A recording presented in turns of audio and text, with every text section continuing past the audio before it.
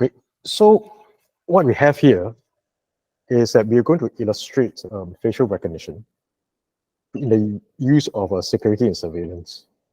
So here we have a camera that is in our office right now, pointing at us, right? And what it's meant to do is to be able to capture faces and to be able to send an alert to the relevant parties that a particular person of interest has appeared. Sorry, give me a second. Is my mic on? Yeah, your mic is on. Yeah, let me turn off the mic on the other computer.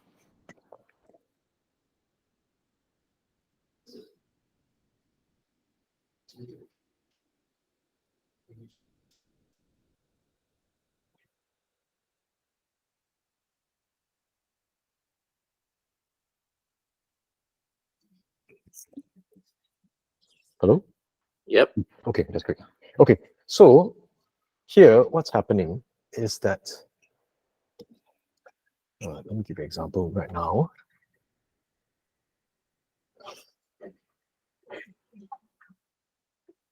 Okay, I'm pointing the camera to us, okay, and you can see that there is a positive detection of this person, me. Zhang Xiao is behind, Arlene is somewhere behind, and perhaps maybe Eugene, maybe you can turn around for a split second.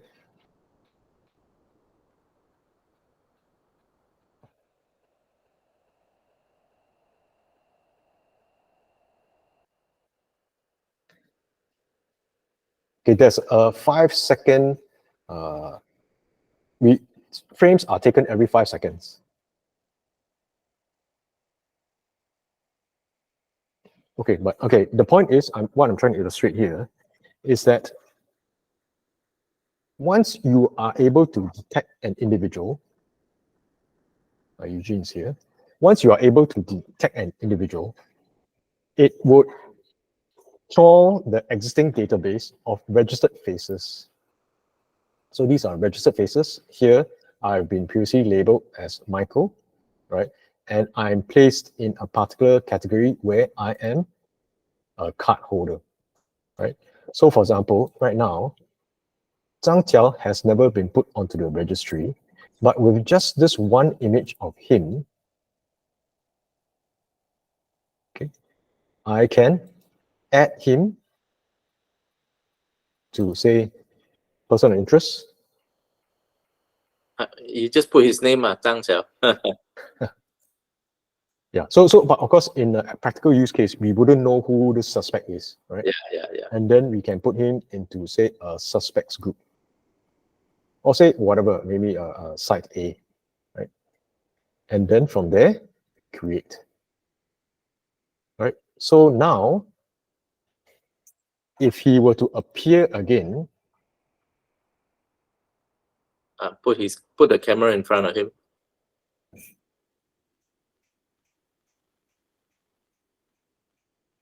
you see? Yeah. Okay, do you guys hear that alarm? Okay, so what happens is that he is now correctly labeled as the person of interest, in this case, pre-registered as Zhang Qiao, and then an alert is being sent. So the usefulness of this is that you can have this run across multiple cameras in multiple regions within your zone of interest, within your compound, factory, whatever, right? And as long as you are able to receive an RTSP feed, it does not need to be restricted to even the country, right? You can have different cameras at different locations, and then you can see that if the person appears here at a particular timestamp and then he moves on to another office or another place, then he can, there's another timestamp there. Then you start to be able to track his movement across all the different cameras. So imagine if you have a small compound, you can actually have a time series and a trace of where he's been moving around. Yep. Okay. So how this works, I'll share a bit more. How this works is that typically for a lot of camera systems, you will need to have multiple angles of the individual's face before a person can be detected.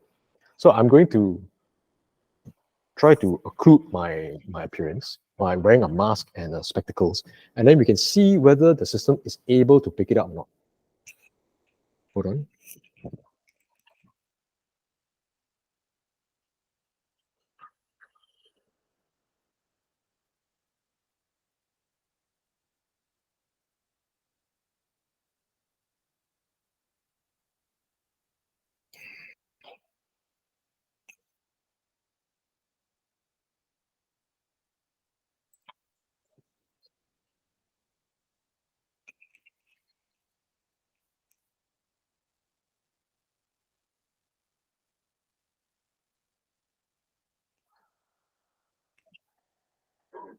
So the detection is also contingent on how high the resolution of the camera is, and of course, how much of the face is being occluded.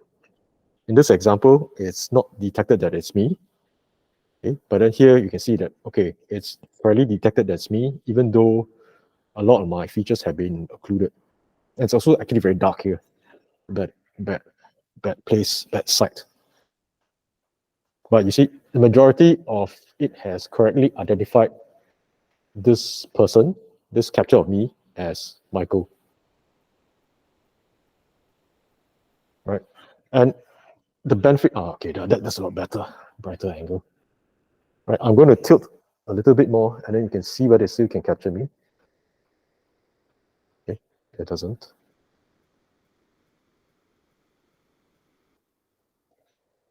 So there are some limitations, but generally it's still quite a good recognition of the individual. So how this works is that it generates a 3D map of the individual and converts that into a vector, a string of numbers, and then compares it against the capture, compares it against the pre-registered face.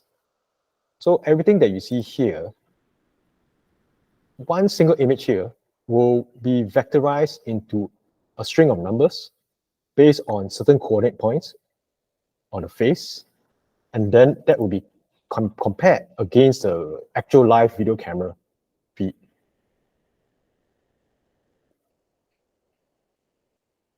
So the good thing about this is that you can very quickly, easily add a person of interest to your video stream and be able to track them across wherever you have your cameras connected to this system.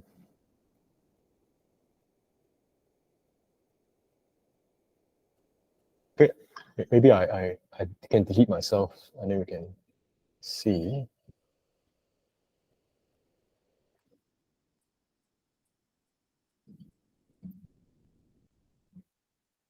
Okay.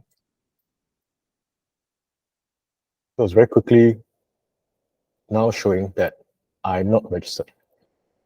Okay, but then what I can do is that, say for example, with this very poor image, right, I can add myself as a subject, say suspect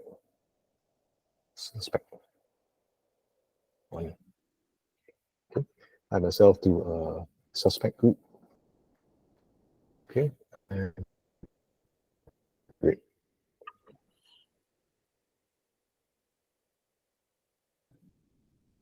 Okay, let's see. See now I'm currently labeled as a suspect, and the alert is being sent.